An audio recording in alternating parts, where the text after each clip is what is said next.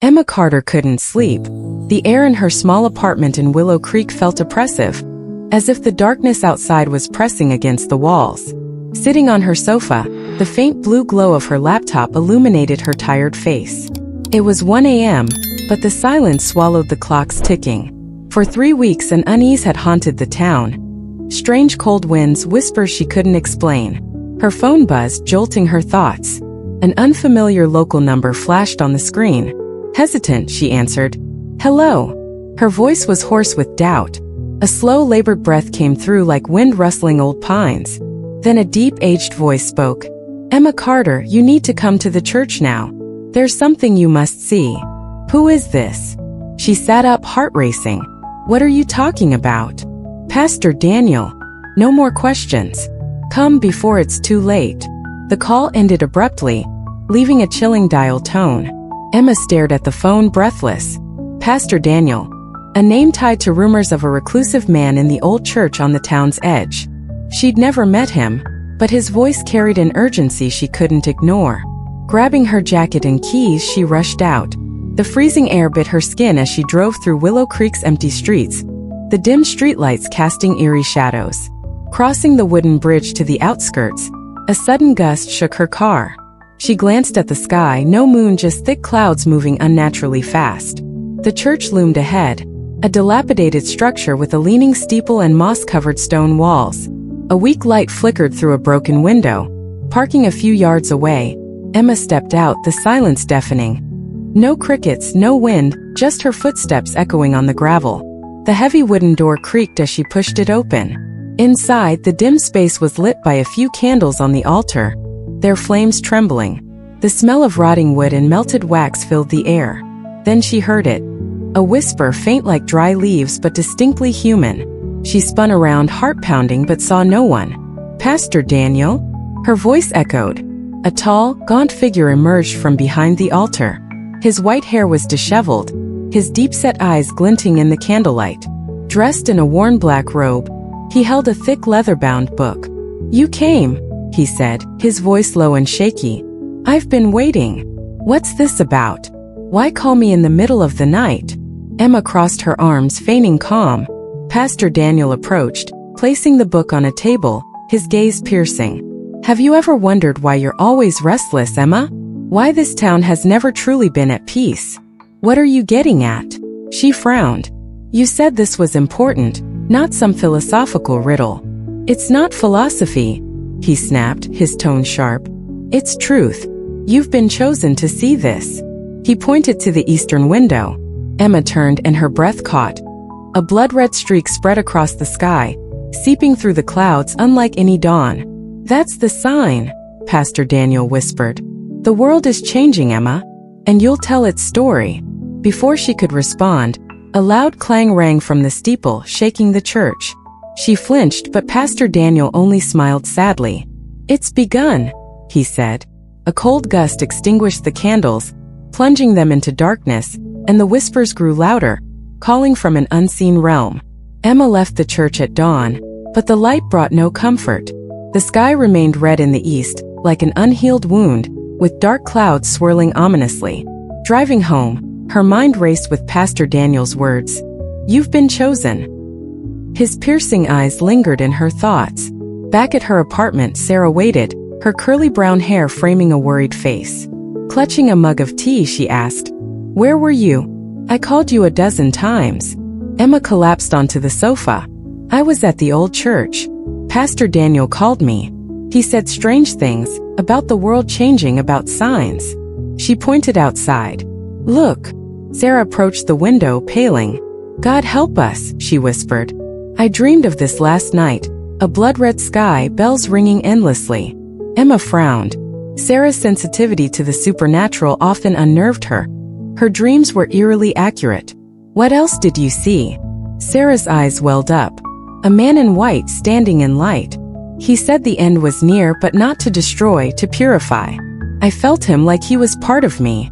Emma stayed silent, recalling the whispers. She wanted to dismiss it, but something deep inside stirred. Pastor Daniel said the same about change. He thinks I'm chosen to see it. Before Sarah could reply, a loud boom echoed from afar, rattling the apartment. They rushed to the balcony. Smoke rose from the south, sirens blaring. "What now?" Emma muttered, checking her phone. Social media exploded with posts from Willow Creek.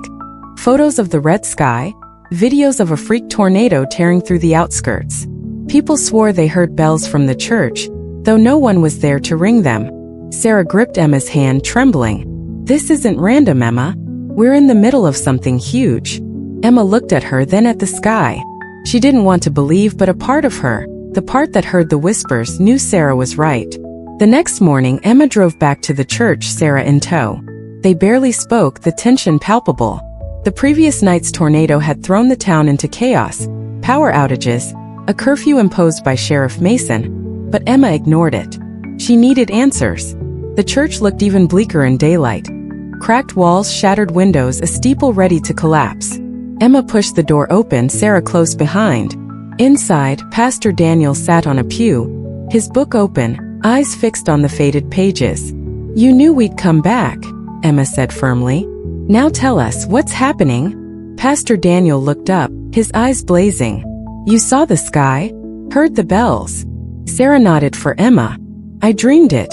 A man in white said the end was coming." He gave a faint smile. "Not the end as the world thinks, girl. It's the purification.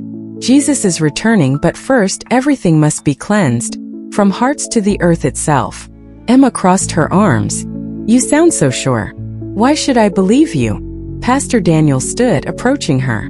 "Because I've seen him, Emma. 20 years ago, I nearly died, heart attack. He stood before me radiant and showed me these days, the last days. I was sent back to warn, but no one listened. Now you're here, and you'll see too." Sarah clutched Emma's arm. "He's telling the truth. I feel it." Emma shook her head, unconvinced but shaken. "If you're right, why me? I don't believe in this stuff." "That's exactly why," he said. "God chooses skeptics to be the truest witnesses. But you must open your heart, Emma. Time's running out." He handed her the book. "This is what I saw in my vision. Read it. You'll understand." Emma took it, a chill running through her as the leather touched her skin. Before she could ask more, a scream pierced the air outside, a cry of agony. They rushed out, finding a middle-aged man kneeling in the dirt, his eyes blank, staring at the red sky. "He's coming," he wailed. "I saw him," Pastor Daniel murmured. "The signs are spreading." That night, Emma couldn't sleep. The book lay unopened on her table, the man's scream echoing in her mind alongside his wild eyes. Sarah stayed over, asleep on the sofa, but Emma sat staring out the window into the darkened town. She closed her eyes and it began, her first dream. She stood in a vast field, scorched grass beneath her feet. The sky blazed red, but a blinding white light grew on the horizon. From it, a man emerged, tall in a pristine white robe, his long hair brushing his shoulders. His eyes, deep and gentle yet commanding, locked onto hers. "Emma," he said, his voice like a hymn, "you've seen the world astray. You will be a light in the darkness." Her throat tightened, speechless. He raised a hand and visions flooded her mind. Willow Creek burning, people fleeing, the sky shattering like glass. Amid the chaos, she saw Sarah praying, Pastor Daniel standing firm, and herself holding the book, shouting words she couldn't hear. "Prepare," he said. "I am returning." Emma jolted awake, sweat soaking her forehead. Sarah was up, staring at her. "What did you dream?" Trembling, Emma recounted it. When she mentioned the man in white, Sarah sobbed. "That's him, Jesus. I'm sure." Emma didn't reply, but a truth swelled within her, one she couldn't escape. The next morning, Willow Creek trembled with a small earthquake. Emma and Sarah were eating breakfast when the floor shook, shattering dishes. Screams erupted outside. From the balcony, they saw a massive crack splitting the main road. Dust rising in clouds, people spilling into the streets in panic. Sheriff Mason's patrol car rolled up, his megaphone blaring. "Stay calm. Get inside." But no one listened. A woman clutched her child, sobbing. An old man knelt in prayer. And in the distance, the man from the church muttered endlessly, eyes blank. Emma's phone buzzed. A text from Pastor Daniel. "Come to the church now. We must begin." She dragged Sarah to the car, speeding through chaotic streets. At the church, Pastor Daniel waited outside, book in hand. It started, he said. The earth is groaning. Have you seen him? Emma nodded, voice shaky. In a dream. He told me to prepare. Pastor Daniel gripped her hand. Good. Because from now on, everything changes forever. Above, the red streak widened and another distant boom sounded, like a trumpet heralding something terrible. Emma stood in the church, gripping Pastor Daniel's hand as the distant explosion echoed through Willow Creek. Sarah trembled beside her, eyes fixed on the red sky now stretching further. The candles flickered weakly against the growing chill. You said it started, Emma said, her voice firm yet tinged with panic. What do you mean? What's happening? Pastor Daniel released her, opened his book, its yellowed pages rustling. I told you, Emma. These are the last days. This world, full of greed, technology, apathy, is facing purification. Jesus warned me, and now he's warning you. Sarah stepped forward, trembling. Why us? Why Willow Creek? His gaze sharpened. Because this town isn't innocent.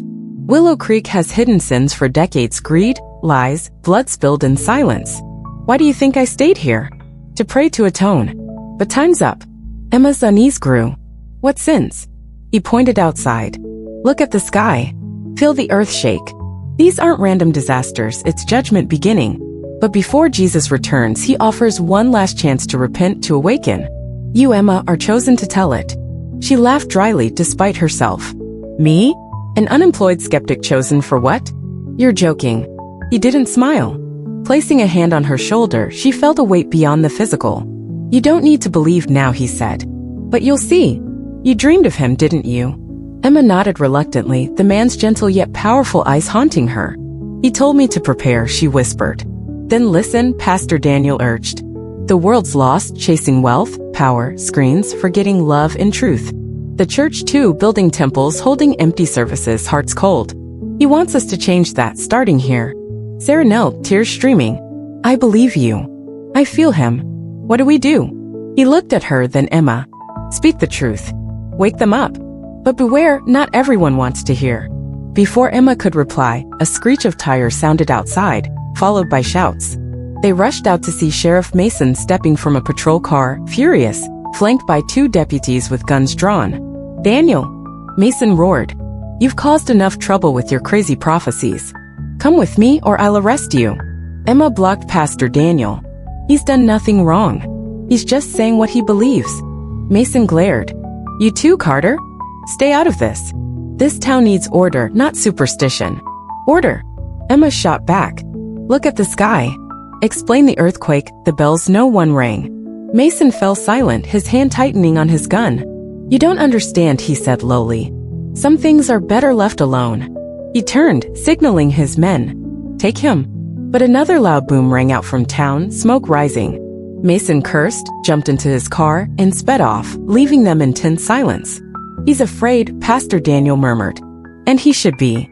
Back at the apartment, Willow Creek was in turmoil. Streets overflowed with people, some fleeing, some praying, others staring at the widening red sky. News blared about earthquakes across the Midwest, but no one explained the eerie glow above. Sarah sank onto the sofa, hands trembling over her face. I can't take it, Emma, she choked. I feel everything, their fear, the chaos, and him. He's here. Emma knelt, taking her hands. What do you feel? Tell me. Sarah closed her eyes, tears falling. I saw him last night, clearer than ever. He stood in light, surrounded by darkness from people's hearts. He said the church must be a light, not just gathering, but living love in a desperate world. Emma stayed quiet. Sarah's words mirrored Pastor Daniel's, stirring something within her. What do we do? Sarah opened her eyes, resolute. We tell them.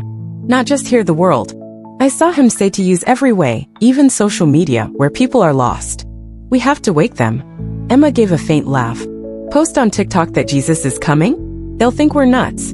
Let them, Sarah said, standing. As long as one listens. I'll do it with or without you. Before Emma could protest, Sarah grabbed her phone and recorded. I'm Sarah Thompson from Willow Creek, she said, voice shaky but firm. You see the sky feel the quakes? It's not random. Jesus is returning, calling us to prepare, not with fear, but love. Join me in prayer, now. She posted it, and within minutes, views soared. Emma watched, amazed and anxious. You know what happens if Mason sees this? Sarah smiled faintly. I'm not afraid anymore. I feel him with me. That night, as Emma drifted off, she dreamed of the man in white again. Closer now, his smile was gentle yet powerful. "Sarah has heard," he said. "What about you, Emma?" She woke, heart pounding, knowing she couldn't run any longer. The next morning, Emma resolved to confront Sheriff Mason. Sarah's video had gone viral, polarizing the town. Some called her a prophet, others a lunatic. Young people gathered at the church, praying while chaos grew. Emma knew Mason wouldn't stay quiet. She drove to the sheriff's station, a small building in the town center. Inside, tension reigned, deputies rushed about. Phones rang incessantly, and Mason's shouts echoed from his office. Emma barged in without knocking. Mason sat behind his desk, face flushed, hands gripping papers. He glared up. "Carter, perfect timing. I was about to send for you and that Sarah girl for inciting panic." Emma crossed her arms. "We're not inciting. We're telling what we believe our truth. You don't see it? The town's falling apart." Mason slammed the desk, standing. "Truth? You and Daniel are scaring everyone. You think I don't see the sky? I know something's wrong, but I need order." "Order?" Emma retorted. "You can't keep order when the earth shakes and people lose it. Pastor Daniel said this town hides sins. What do you know?"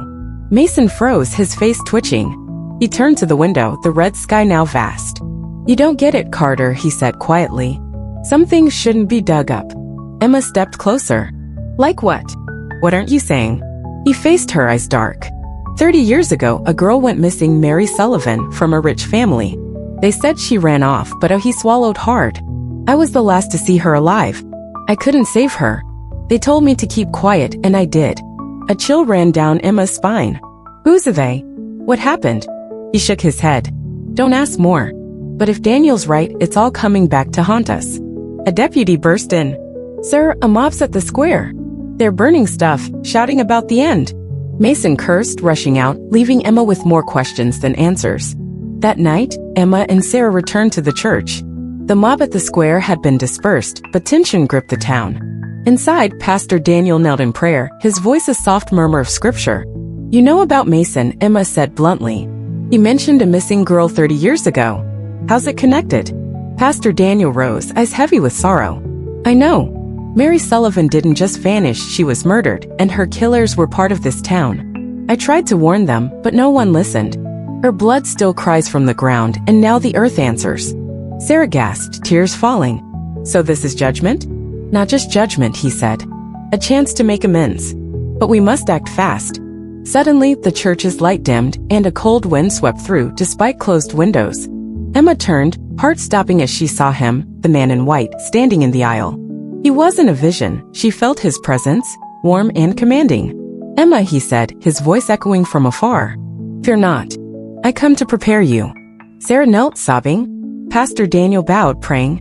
Emma stood frozen, eyes locked on him. "Who are you?" she asked, though she knew. "I am he who died and rose," he said. "I come to purify this world, but first you must choose, light or darkness." He raised a hand, and a blinding white light filled the church, banishing shadows.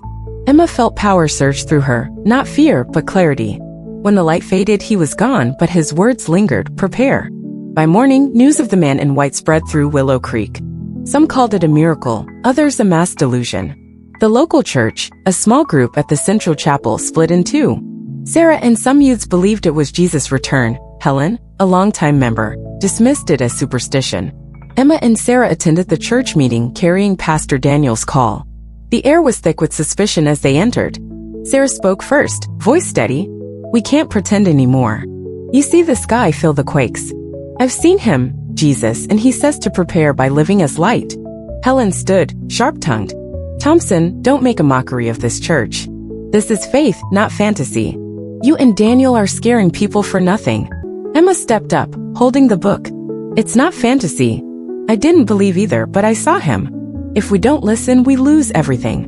The crowd murmured, some clapped, most shook their heads. Helen sneered. "Carter, you don't belong here. Stop this nonsense." Arguments erupted, and Helen's group stormed out, leaving Sarah, Emma, and a handful behind. Sarah looked at Emma, resolute. "Even if it's just a few, we keep going." Emma nodded, but a question gnawed at her. Was she strong enough for what lay ahead? After the chaotic meeting, Emma and Sarah returned to the apartment in heavy silence. Sarah's video had hit 1 million views, spreading beyond Willow Creek like wildfire. Comments split between praise and mockery, but Sarah's unwavering resolve unsettled Emma. "You sure about this?" Emma asked, sitting on the sofa as Sarah scrolled her phone. "You're making yourself a target." Sarah looked up, smiling faintly. "I have no choice, Emma. I've seen him, heard him. If I don't speak, who will?" Emma sighed, opening her laptop. Messages from old colleagues flooded in, some laughed, others probed for truth. On Twitter, #Willow Creek signs trended, red sky photos, quake videos, rumors of the man in white. But amid it, mockery, conspiracies, and ads exploited the panic. "Technology's a double-edged sword," Emma muttered, recalling Pastor Daniel. "It spreads truth but twists it too." Sarah nodded, setting her phone down. "I know, but he told me to use it. I saw in a dream young people worldwide searching, and we can reach them through these screens." Emma frowned. "Another video?" "More," Sarah said, eyes alight. "A live prayer online. Invite everyone, not just here but everywhere. If he's returning, we must unite, not in churches but in faith." Emma hesitated, torn. She wasn't one for prayer, but Sarah's sincerity swayed her. "Fine," she said, "but I'll monitor. If Mason or anyone interferes, we need a backup." Sarah agreed, setting up the live stream on Instagram. Emma opened Pastor Daniel's book, reading for the first time. Handwritten notes and sketches filled it. A red sky, a man in white, words like prophecy. Technology will be the final battlefield. Use it for light before darkness takes it. The live stream began at 9 p.m. Sarah faced the camera, voice calm yet firm. "I'm Sarah Thompson from Willow Creek. You see the signs, sky quakes, chaos. It's not random. Jesus is calling us to awaken, love, prepare. Pray with me now." Emma watched off-screen as viewers surged 500, 5,000, 20,000 in minutes. Phones chimed with people joining, some crying, some singing. But amid comments, taunts and threats emerged. "You're crazy, cops will get you." Suddenly, the lights flickered and a loud boom sounded nearby. Sarah paused. "What's that?" Emma checked the balcony. Smoke rose from a nearby power station, sirens wailing. "They cut the power," she said. "Mason." Sarah grabbed her phone, switching to data. "Whatever they do, we won't stop," she told the camera. "Light will win." Emma watched, pride and fear mingling. They'd crossed a line they couldn't uncross. That night, Emma couldn't sleep. The church whispers echoed in her mind, blending with the man in white's words. "What about you, Emma?" She sat on her bed, Pastor Daniel's book open, eyes blurred with exhaustion and doubt. Raised without religion, Emma relied on reason after her father's death in a car crash left her mother broken. Faith was foreign, yet now her beliefs wavered, the red sky, dreams, the man's presence. She wanted to deny it, but deep down, she knew it was real. Sarah slept on the sofa, her phone glowing with notifications from the live stream. Emma gazed out at the darkened town. No power, no streetlights, just the red sky's glow. If this was true, what would she do? Could she be what Pastor Daniel and Sarah believed, a witness, a storyteller? Closing her eyes, she whispered a wordless prayer, not to a God she didn't know, but to herself for clarity. A warmth spread in her chest as if someone heard. Her phone buzzed, a text from Pastor Daniel. "Come to the church tomorrow morning. There's something you need to know." At dawn, Emma and Sarah arrived early. Pastor Daniel waited outside, looking friendlier. "Have you seen him again?" he asked. Emma shook her head. "No, but I felt something." He nodded. "Good. You'll need it for what's coming." He led them inside, pointing to a loose floorboard revealing stairs to a basement. "What's this?" Sarah asked, voice trembling. "Where truth is buried," he said. "Follow me." They descended into darkness, Emma's flashlight illuminating damp walls. At the end, an iron door rested shut. Pastor Daniel unlocked it, revealing a small room, a wooden box on a table, beside a black and white photo of a young girl with sad eyes. "Mary Sullivan," he said. "She wasn't just killed. She was sacrificed, a dark ritual by the town's powerful, including Mason's ancestors. I tried to stop them, but I failed." Emma's breath caught. "And now?" He looked at her. "Now you bring the truth to light. It's the first step to purification." The next day, Willow Creek plunged into total chaos. A massive storm hit, bringing hail and winds that uprooted trees. Online, news spread not just Willow Creek, but nearby towns reported quakes, tornadoes, and red skies. Some called it the end, others blamed climate change. Emma knew it was beyond explanation. She and Sarah returned to the church, where a small group gathered, youths from the live stream, holding candles and Bibles. They sang, voices shaky but firm. Pastor Daniel stood among them, reading aloud, The earth will shake, the sky weep, but in darkness, light will rise. Emma watched, responsibility weighing on her. She took the mic Sarah offered. I'm not good at faith, she began, voice faltering. But I've seen him, Jesus. He says to prepare, not by running, but facing truth. Willow Creek has a dark past, and it's time we bring it to light. She told of Mary Sullivan, the hidden ritual, the man in white's call. The crowd listened, some wept, some nodded. But as she finished, a loud bang came from the door. Sheriff Mason stormed in with 3 deputies, guns raised. Enough, Mason bellowed. You're destroying this town. Pastor Daniel faced him calmly. No, Mason. You did, by hiding your ancestors' sins. Mason paled but regained composure. Arrest them, he ordered. Before the deputies moved, lightning struck nearby, shaking the church. The crowd screamed, and amid the chaos, Emma saw him, the man in white, standing in the aisle, his light freezing everyone. Let them speak, he said, voice resounding. Then he vanished, leaving Mason on his knees, hands trembling. After the man in white's brief appearance, the crowd erupted in emotion. Some knelt in prayer, others wept for forgiveness. Mason remained on his knees, face ashen, eyes lost. Emma approached, her voice soft but firm. You know the truth, Mason, she said. Tell it. This is your last chance to make it right. Mason looked up, tears streaming. I didn't want to believe, he whispered. But I saw him. I can't hide anymore.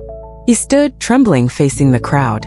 30 years ago, my ancestors and others in this town did something terrible. They thought sacrificing Mary Sullivan would bring prosperity. I didn't do it, but I knew and I stayed silent. The crowd gasped, some shouting in anger, but Pastor Daniel raised a hand for silence. This isn't for condemnation, he said. It's for purification. Pray, forgive, let God do the rest. Sarah led the prayer, her voice rising above the howling wind outside. Lord, forgive us for what we've done and what we haven't. Purify us, make us worthy of you. As she finished, a white light flooded through the windows, not sunlight, but something divine. Everyone felt it, a warmth, a release as burdens lifted. Emma knelt, praying truly for the first time, not with words, but with her heart. Outside, the storm calmed, though the red sky lingered. Pastor Daniel whispered, this is just the first step. The next morning, Emma and Sarah returned to the sheriff's station, joined by a small group from the church, those who'd felt the purification. Mason sat in his office, haggard, eyes red from a sleepless night. You told the truth, Emma began, standing before his desk. But not all of it. Who else was involved? Who's still hiding? Mason sighed, voice raspy. They're dead, the ones who did it.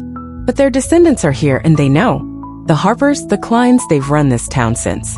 I stayed quiet because they threatened my family. Sarah stepped forward, gentle. You don't have to fear anymore, Sheriff. He's with us. Let us help. Mason looked at her, then Emma, and nodded. All right. I'll take you to the Harpers.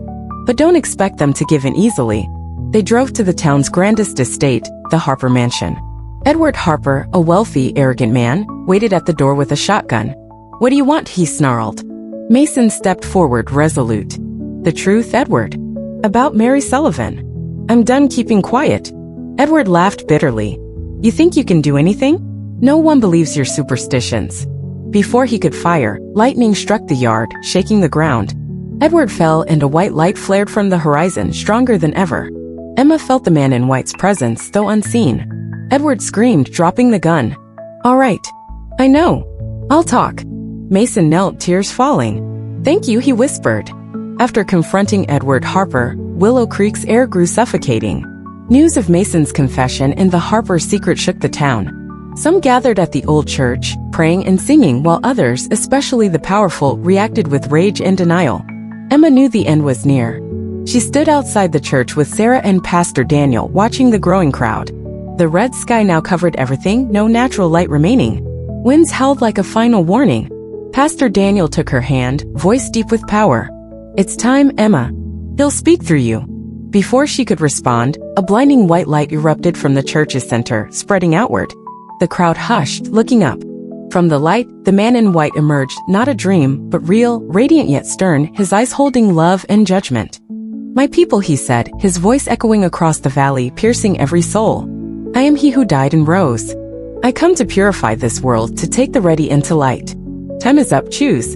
The crowd held its breath. Some knelt, weeping for mercy. Others, like Edward Harper on the edge, fled, but their legs faltered, pulled by an unseen force. Emma felt the power in his words, an undeniable truth. She stepped forward, voice trembling but firm. "What do you want us to do?" He looked at her, a faint smile flickering. "Tell them, Emma. Share your story of darkness and light. Call them back." His light intensified, enveloping the town. Emma felt strength surge through her, doubts and fears dissolving. She faced the crowd, breathing deeply. "I didn't believe," she began, voice ringing clear. "I thought it was nonsense. But I've seen him, Jesus, and he's here. He's not here to condemn, but to save. Look into your hearts, forgive, love. This is your last chance." Sarah knelt beside her, tears falling, hand in Emma's. Pastor Daniel stood firm, praying. Cries rose from the crowd, not despair but release. An elderly woman approached, kneeling. "I've lived wrong my whole life," she said. "I beg forgiveness." Emma took her hand. "He hears you. He's here." The light dimmed, but his voice lingered. "I will return one last time. Be ready." Then he vanished, leaving Willow Creek in awed silence. The next day, the red sky cracked. Fissures spread wide, as if someone tore the world's veil. A piercing sound, not wind or thunder, but otherworldly, rang out. Willow Creek shook violently, houses collapsed, trees uprooted, screams blending with the earth's roar. Emma, Sarah, and Pastor Daniel stood in the church, now a refuge for dozens. They prayed, sang, held hands as the final storm raged. Emma peered out, seeing people running, some seeking salvation, others lost to despair. Then it happened. A blinding white light burst from the cracked sky, overwhelming everything. Emma shut her eyes, but the warmth pierced through. Opening them, she saw him, Jesus, standing midair, no longer a vision, but undeniable. Everyone knelt, tears streaming. "The day of judgment is here," he said, his voice gentle yet commanding. "Let truth be revealed." His light swept down, and Emma witnessed a miracle, each soul in town laid bare. The deceitful, like Edward Harper, screamed as their past exposed sins, lies. But those who turned back, like the elderly woman, smiled and the light freed. Sheriff Mason stumbled in, tears soaking his face. "I saw him," he whispered, kneeling by Emma. "I saw all my wrongs. I'm sorry." Emma touched his shoulder. "He forgives you." "I know." Outside, screams turned to song, not just in Willow Creek, but worldwide, as if Jesus' call reached every corner.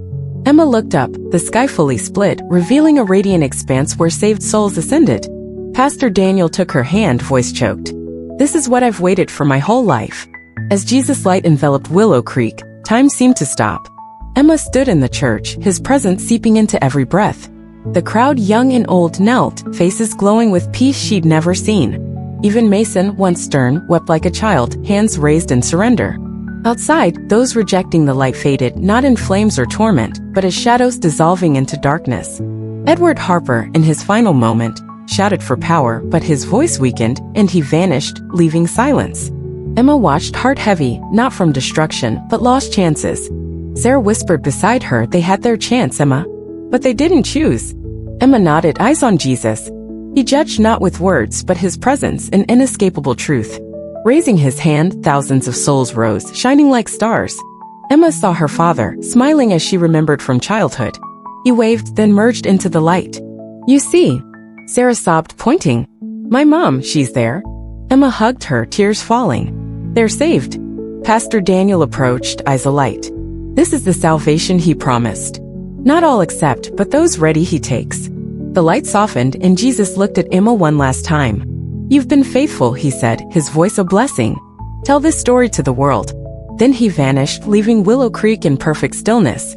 The sky cleared, no red, no cracks, just a gentle blue, as if reborn. The next day, Willow Creek was transformed. Ruined houses remained, but the air felt light, serene, like after a long rain. Survivors gathered around the church, no longer afraid, but hopeful. Emma, Sarah, and Pastor Daniel stood among them, recounting what they'd seen. Mason, badge discarded, bowed before the crowd. "I was wrong," he said. "But I'm forgiven. You can be too." A young boy from Sarah's live stream hugged him. "We forgive you," he said, the crowd echoing agreement. Emma watched, her mission clear. She took her phone, recording. "I'm Emma Carter from Willow Creek," she said, voice strong. "Yesterday we saw him, Jesus. He came not to destroy but redeem. This town was dark, but now we live in light. You can too, choose love, choose truth." Sarah smiled beside her. "He did this for all of us." The video posted, spreading globally within hours. Reports poured in, similar tales of light, judgment, salvation. Emma knew Willow Creek was just one piece of a vast puzzle. Pastor Daniel rested a hand on her shoulder. "You've done your part, Emma. Now the world decides." She looked at the blue sky, peace flooding her. "I hope they listen," she whispered. A week later, Emma stood outside her apartment, watching Willow Creek rebuild. The survivors, now just hundreds, worked together, no longer divided by wealth or power. Sarah led prayers and online sharing while Mason aided reconstruction, seeking redemption. Emma held Pastor Daniel's book, now copied and sent worldwide, adding her final words. "I was a skeptic," she wrote. "But I saw him, heard him, survived through him. This isn't an end, but a beginning. Jesus returned, leaving a call. Act today. Don't wait. Live with love, faith, truth." She sent the manuscript to a publisher friend, knowing it'd reach millions. Pastor Daniel Frail sat beside her outdoors. "You did well, Emma," he rasped. "I can go in peace." She took his hand. "Thank you for believing in me." He smiled, gazing skyward. "Not me. Him." That night, he passed in his sleep, face serene. Emma and Sarah held a small funeral, burying him under an oak near the church. As they left, a soft white light flashed above, not judgment, but a final blessing. Emma looked up, whispering, "I'll tell this story, Lord. I promise." And the world, still chaotic, began to listen.